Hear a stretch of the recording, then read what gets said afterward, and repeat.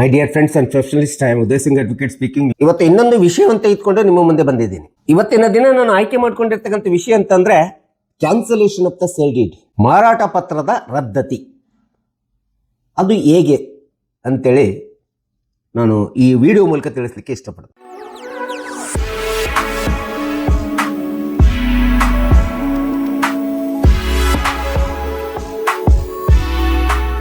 ಯಾವುದೇ ಒಂದು ಆಸ್ತಿಯನ್ನ ಹೊಲ ಇರ್ಬೋದು, ಮನೆ ಇರ್ಬೋದು, ಸೈಟ್ ಇರ್ಬೋದು, ಒಬ್ಬರಿಂದ ಇನ್ನೊಬ್ಬರಿಗೆ ಮಾರಾಟ ಮಾಡತಕ್ಕಂಥದ್ದು, ತೆಗೆದುಕೊಳ್ಳತಕ್ಕಂಥದ್ದು, ಕೊಡತಕ್ಕಂಥದ್ದು, ಇದು ಒಂದು ಸಹಜವಾದಂತ ಒಂದು ಪ್ರಕ್ರಿಯೆ.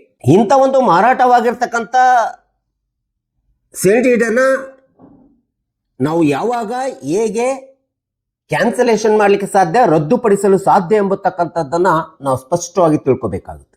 ಮಾರಾಟ ಪತ್ರದ ರದ್ದತಿ ಎಂದರೆ ಈಗಾಗಲೇ ಒಂದು ಸೈಟ್ ಇರ್ಬೋದು, ಮನೆ ಇರ್ಬೋದು, ನಾವು ಯಾರಿಗೋ ಒಬ್ಬರಿಗೆ ಮಾರಾಟ ಮಾಡಿಬಿಟ್ಟಿರ್ತೀವಿ. ಮಾರಾಟ ಮಾಡಿ ಆಸ್ ಪರ್ ರಿಜಿಸ್ಟ್ರೇಷನ್ ಆಕ್ಟ್ ಪ್ರಕಾರ 1908 ಸೆಕ್ಷನ್ 17 ಪ್ರಕಾರ ಅದು ಸಬ್ ರಿಜಿಸ್ಟರ್ ಆಫೀಸ್ ನಲ್ಲಿ ರಿಜಿಸ್ಟರ್ಡ್ ಕೂಡ ಆಗಿರ್ತದೆ. ಈ ರೀತಿ ಕಾನೂನುಬದ್ಧವಾಗಿ ರಿಜಿಸ್ಟರ್ಡ್ ಆಗಿ ಮಾರಾಟವಾಗಿರ್ತಕ್ಕಂಥ ಸೇಲ್ ಡೀಡ್ ಅನ್ನ ರದ್ದುಪಡಿಸತಕ್ಕಂಥದ್ದನ್ನ ನಾವೇನಿದೆಯಲ್ಲ, ಇದನ್ನ cancellation of the sale deed ಅಂತೇಳಿ ನಾವು ಕರಿತಿದ್ದೀವಿ. ಮಾರಾಟ ಪತ್ರ ರದ್ದತಿ ಅಂತೇಳಿ ಹೇಳ್ತೀವಿ ನಾವು.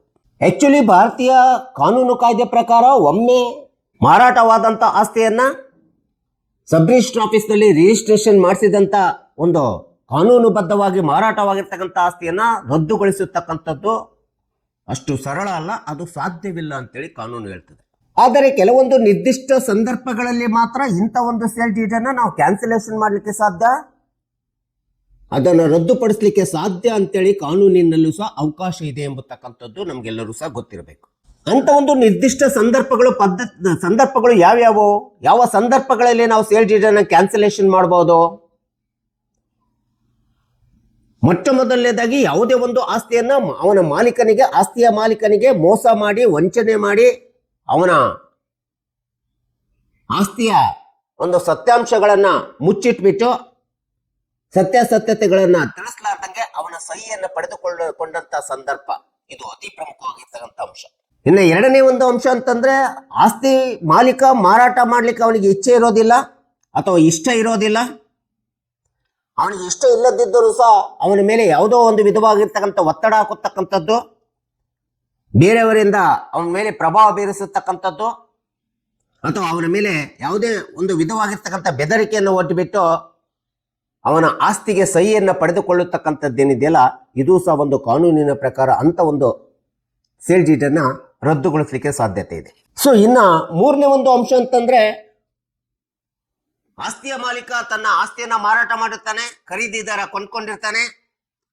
ಆ ಒಂದು ಒಡಂಬಡಿಕೆ ಅಗ್ರಿಮೆಂಟ್ ಪ್ರಕಾರ ಇಷ್ಟು ಹಣವನ್ನ ಮುಂಗಡವಾಗಿ ಕೊಟ್ಟಿರ್ತೀನಿ, ಇನ್ನು ಉಳಿದ ಹಣವನ್ನ ಇಂಥ ಒಂದು ಸಂದರ್ಭದಲ್ಲಿ ಅಥವಾ ರಿಜಿಸ್ಟ್ರೇಷನ್ ಸಂದರ್ಭದಲ್ಲಿ ಕೊಡ್ತೀನಿ ಅಂತ ಹೇಳ್ಬಿಟ್ಟು ಆಶ್ವಾಸನೆ ಕೊಟ್ಟಿರ್ತಾನೆ. ಅಂತ ಒಂದು ಬಾಕಿ ಹಣವನ್ನ ಕೊಡದೇ ಇದ್ದಂತ ಸಂದರ್ಭದಲ್ಲಿ, ಕೊಡದೆ ಅವನ ಆಸ್ತಿಯನ್ನ ತಮ್ಮ ಕಡೆ ಮಾಡ್ಕೊಳ್ಳತಕ್ಕಂಥದ್ದು, ನೋಂದಣಿ ಮಾಡಿಸ್ಕೊಳ್ಳತಕ್ಕಂಥದ್ದೇನಿದೆಯಲ್ಲ, ಅಥವಾ ನೋಂದಣಿ ಮಾಡಿಸ್ಕೊಂಡು ಹಣ ಕೊಡ್ತೀನಿ ಅಂತೇಳಿ ಕೊಡದೇ ಇರ್ತಕ್ಕಂಥ ಸಂದರ್ಭ ಏನಿದೆ, ಸಂಪೂರ್ಣ ಹಣ ಮುಟ್ಟದೇ ಇದ್ದಂಥ ಸಂದರ್ಭದಲ್ಲೂ ಸಹ ನಾವು ಮಾರಾಟ ಪತ್ರವನ್ನ ರದ್ದತಿ ಮಾಡಲಿಕ್ಕೆ ಸಾಧ್ಯತೆ ಇದೆ.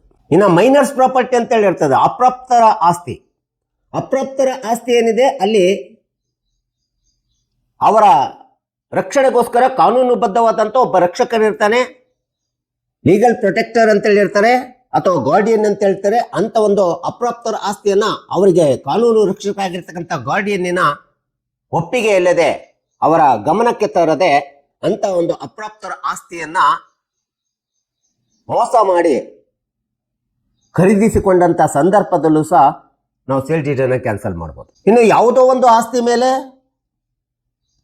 ಫೋರ್ಜ್ಡ್ ಡಾಕ್ಯುಮೆಂಟ್ ಅಂತ ಹೇಳ್ತೀವಿ, ನಕಲಿ ದಾಖಲೆಗಳನ್ನ ಸೃಷ್ಟಿಸಿಬಿಟ್ಟು ಆ ಒಂದು ನಕಲಿ ದಾಖಲೆಗಳ ಆಧಾರವಾಗಿಟ್ಬಿಟ್ಟು ಆಸ್ತಿಯನ್ನ ಕೊಂಡ್ಕೊಳ್ಳತಕ್ಕಂಥ, ಆಸ್ತಿಯನ್ನ ಮಾರಾಟ ಮಾಡತಕ್ಕಂಥ ಪ್ರಕ್ರಿಯೆ ಏನಿದೆಯಲ್ಲ, ಈ ರೀತಿಯಾದಂಥ ಮಾರಾಟವಾಗಿರುವಂತ ಅಥವಾ ಕೊಂಡುಕೊಳ್ಳಿರುವಂತ ಆಸ್ತಿಯ ಪ್ರಕ್ರಿಯೆ ಇದ್ದಾಗ ಇಂಥ ಒಂದು ಸೇಲ್ ಡೀಡ್ ಅನ್ನು ಕೂಡ ನಾವು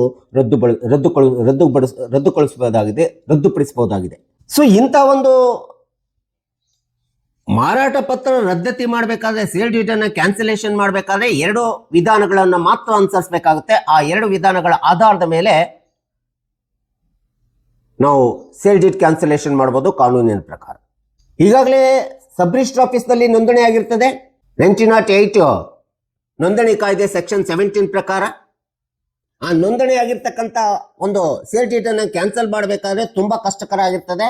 ಮೊಟ್ಟ ಮೊದಲನೇ ವಿಧಾನ ಅಂತಂದ್ರೆ ಇಂಥ ಒಂದು ನೋಂದಣಿ ಆಗಿರ್ತಕ್ಕಂಥ ಮಾರಾಟಗಾರ ಮತ್ತು ಖರೀದಿದಾರ ಅಂತ ಏನಿದ್ರೆ ಇಬ್ಬರು ಸಹ ಮ್ಯೂಚುವಲ್ ಕನ್ಸೆಂಟ್ ಅನ್ನು ಕೊಡಬೇಕಾಗುತ್ತೆ, ಸಾಮತ ಒಪ್ಪಿಗೆಯನ್ನ ಕೊಡಬೇಕಾಗುತ್ತೆ.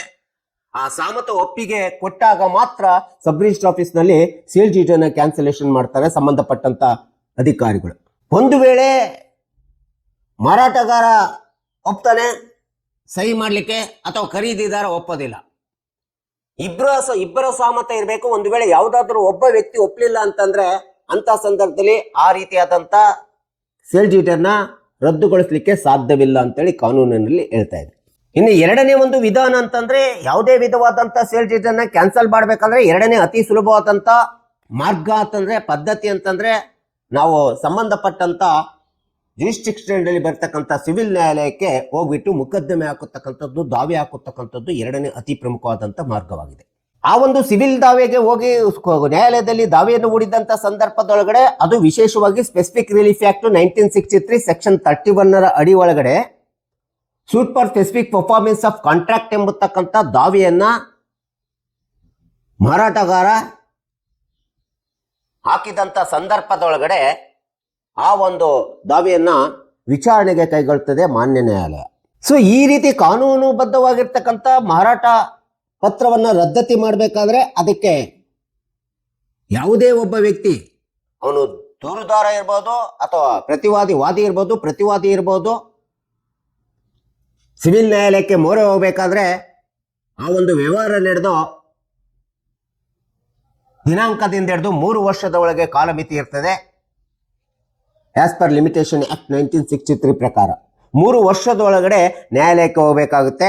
ಅಥವಾ ನಿಮಗೆ ಯಾವ ದಿನ ವಂಚನೆ ಆಗಿದೆ ಎಂಬತಕ್ಕಂಥ ಒಂದು ನಾಲೆಡ್ಜ್ ನಿಮಗೆ ಯಾವಾಗ ಬರ್ತದೆ, ಆ ಒಂದು ನಿಮ್ಮ ಗಮನಕ್ಕೆ ಬಂದಂತ ದಿನಾಂಕದಿಂದ ಹಿಡಿದು 3 ವರ್ಷಗಳವರೆಗೆ ಕಾಲಮಿತಿ ಇರ್ತದೆ. ಆ 3 ವರ್ಷಗಳ ಒಳಗೆ ಕಾಲಮಿತಿ ಒಳಗಡೆ ಸಿವಿಲ್ ನ್ಯಾಯಾಲಯಕ್ಕೆ ದಾವೆಯನ್ನು ಹೂಡಬೇಕಾಗುತ್ತೆ, ಮೊಕದ್ದಮೆಯನ್ನು ಹಾಕಬೇಕಾಗುತ್ತೆ. ಇಂಥ ಒಂದು ಕ್ಯಾನ್ಸಲೇಷನ್ ಆಫ್ ಸೇಲ್ ಡೀಡ್ ಅನ್ನ ದಾಖಲೆಗಳ ಮೂಲಕ ನಾವು ನ್ಯಾಯಾಲಯಕ್ಕೆ ಸಲ್ಲಿಸಿದಂತ ಸಂದರ್ಭದಲ್ಲಿ ಆ ಒಂದು ಖರೀದಿ ಪತ್ರ ಇರ್ಬೋದು, ಇನ್ಯಾವುದೇ ಮುಟೇಷನ್ ಇರ್ಬೋದು, ಇನ್ಯಾವುದೇ ದಾಖಲೆಗಳಿರ್ಬೋದು, ಆ ದಾಖಲೆಗಳ ಇಂಥ ಒಂದು ಮಾರಾಟ ಪತ್ರ ರದ್ದತಿ ಕ್ಯಾನ್ಸಲೇಷನ್ ಆಫ್ ಸೇಲ್ ಡೀಡ್ ನ್ಯಾಯಾಲಯ ಮಾಡಬೇಕಾದ್ರೆ ಅದು ಸಂಪೂರ್ಣವಾಗಿ ದಾಖಲೆಗಳ ಆಧಾರವನ್ನ ಪರಿಗಣಿಸ್ತದೆ. ಆ ದಾಖಲೆಗಳ ಆಧಾರದ ಮೇಲೆ ಸಾಕ್ಷಿಗಳನ್ನ ಮಾಡಿಸ್ತದೆ. ಸಾಕ್ಷಿಗಳನ್ನ ಪರಿಗಣಿಸ್ಬಿಟ್ಟು ಸಾಕ್ಷಿಗಳನ್ನು ಪರಿಶೀಲಿಸಿ ವಿಚಾರಣೆಯನ್ನು ಮಾಡಿ ನಂತರ ಪರ ಮತ್ತು ವಿರೋಧ ವಕೀಲರುಗಳ ವಾದ ಮಂಡನೆಯನ್ನ ಆಲಿಸಿದ ನಂತರ ಇಂಥ ಒಂದು ಮಾರಾಟ ಪತ್ರ ಅಸಿಂಧು ಅಂತೇಳಿ ಮಾನ್ಯ ನ್ಯಾಯಾಲಯದ ಗಮನಕ್ಕೆ ಬಂದಂತ ಸಂದರ್ಭದಲ್ಲಿ ಮಾತ್ರ ಈ ಒಂದು ಸೇಲ್ ಡೀಡ್ ಅನ್ನ ಕ್ಯಾನ್ಸಲೇಷನ್ ಮಾಡ್ತದೆ, ರದ್ದತಿಗೊಳಿಸ್ತದೆ. ಅಂತ ಒಂದು ಸೇಲ್ ಡೀಡ್ ಅಸಿಂಧು ಅಂತೇಳಿ ಜಡ್ಜ್ಮೆಂಟ್ ಮತ್ತು ಡಿಗ್ರಿಯನ್ನ ಆದೇಶ ಮಾಡ್ತದೆ, ಹೊರಡಿಸ್ತದೆ ಮಾನ್ಯ ನ್ಯಾಯಾಲಯ. ಸೊ ಈ ರೀತಿ ಹೊರಡಿಸಿದಂತ ಜಡ್ಜ್ಮೆಂಟ್ ಮತ್ತು ಡಿಗ್ರಿ ಸರ್ಟಿಫೈಡ್ ಕಾಪಿಯನ್ನ ಸಂಬಂಧಪಟ್ಟಂತ ನ್ಯಾಯಾಲಯದಿಂದ ತೆಗೆಸ್ಕೊಂಡ್ಬಿಟ್ಟು ಆ ಒಂದು ಆದೇಶದ ಪ್ರತಿಯನ್ನು ತೆಗೆದುಕೊಂಡೋಗಿ ಸಂಬಂಧಪಟ್ಟಂತ ತಾಲೂಕ್ ಕಚೇರಿಯ ತಹಸೀಲ್ದಾರ್ ಅವರಿಗೆ ಅಲ್ಲಿ ಕೊಟ್ಟು ಅರ್ಜಿಯ ಮೂಲಕ ಸಲ್ಲಿಸಿದ ನಂತರ ಆಗ ಮಾತ್ರ ಸಬ್ ರಿಜಿಸ್ಟರ್ ಆಫೀಸಿಗೆ ಹೋಗುತ್ತದೆ. ಆಗ ಸಬ್ ರಿಜಿಸ್ಟರ್ ಆಫೀಸ್ ಸಂಬಂಧಪಟ್ಟಂತ ಸಬ್ ರಿಜಿಸ್ಟರ್ ಆಫೀಸ್ನ ಕಚೇರಿ ಅಧಿಕಾರಿಗಳು ಈ ಒಂದು ಮಾನ್ಯ ನ್ಯಾಯಾಲಯದ ಸಿವಿಲ್ ನ್ಯಾಯಾಲಯದ ಆದೇಶದ ಮೇರೆಗೆ, ತೀರ್ಪಿನ ಮೇರೆಗೆ, ಜಡ್ಜ್ಮೆಂಟ್ ಡಿಗ್ರಿಯ ಮೇರೆಗೆ ಈ ಒಂದು ಸೇಲ್ ಡೀಡ್ ಅನ್ನು ಕ್ಯಾನ್ಸಲೇಷನ್ ಮಾಡ್ತಕ್ಕಂಥದ್ದನ್ನು ನಾವು ಕಾನೂನಿನ ಪ್ರಕಾರ ನೋಡ್ತಾ ಇದ್ದೀವಿ. ಹೀಗೆ ಯಾವುದೇ ಒಂದು ಸೇಲ್ ಡೀಡ್ ಅನ್ನು ಕ್ಯಾನ್ಸಲೇಷನ್ ಮಾಡಬೇಕಾದ್ರೆ ಈ ಎಲ್ಲ ಸಂದರ್ಭಗಳಲ್ಲಿ ಮಾತ್ರ ಒಂದು ರಿಜಿಸ್ಟರ್ಡ್ ಸೇಲ್ ಡೀಡ್ ಅನ್ನು ಕ್ಯಾನ್ಸಲೇಷನ್ ಮಾಡಲಿಕ್ಕೆ ಬರ್ತದೆ. ಇನ್ನು ಬೇರೆ ಯಾವುದೇ ಕಾರಣಗಳಿಂದ ಒಮ್ಮೆ ರಿಜಿಸ್ಟರ್ಡ್ ಆಗಿರ್ತಕ್ಕಂಥ ಸೇಲ್ ಡೀಡ್ ಅನ್ನ ಕ್ಯಾನ್ಸಲೇಷನ್ ಮಾಡ್ತಕ್ಕಂಥದ್ದು ಕಾನೂನಿನಲ್ಲಿ ಅಷ್ಟು ಸುಲಭ ಅಲ್ಲ, ಸರಳ ಅಲ್ಲ ಎಂಬತಕ್ಕಂಥದ್ದನ್ನ ಕಕ್ಷಿದಾರರು, ಸಾರ್ವಜನಿಕರು, ನೀವುಗಳೆಲ್ಲರೂ ತಿಳ್ಕೋಬೇಕೆಂಬತಕ್ಕಂಥ ಹಿನ್ನೆಲೆಯನ್ನು ಇಟ್ಕೊಂಡು ಈ ವಿಡಿಯೋನ ಮಾಡಿದ್ದೀನಿ. ದಯವಿಟ್ಟು ನನ್ನ ವಿಡಿಯೋ ಇಷ್ಟ ಆಗಿದ್ದರೆ ಶೇರ್ ಮಾಡಿ, ಲೈಕ್ ಮಾಡಿ, ಕಮೆಂಟ್ ಮಾಡಿ, ಮತ್ತು ನನ್ನ ಚಾನಲ್ಗೆ ಇನ್ನೂ ಯಾರು ಸಬ್ಸ್ಕ್ರೈಬ್ ಆಗಿಲ್ಲ ನೀವೆಲ್ಲರೂ ಸಬ್ಸ್ಕ್ರೈಬ್ ಆಗಬೇಕಂತ ಕೇಳ್ಕೊಳ್ತಾ ಇವತ್ತಿನ ವಿಷಯಕ್ಕೆ ವಿರಾಮನ ಹೇಳ್ತೀನಿ. ಇನ್ನೊಂದು ವಿಷಯ ಅಂತ ಇಟ್ಕೊಂಡು ನಿಮ್ಮ ಮುಂದೆ ಬರ್ತೀನಿ. ಜೈ ಹಿಂದ್, ಜೈ ಕರ್ನಾಟಕ.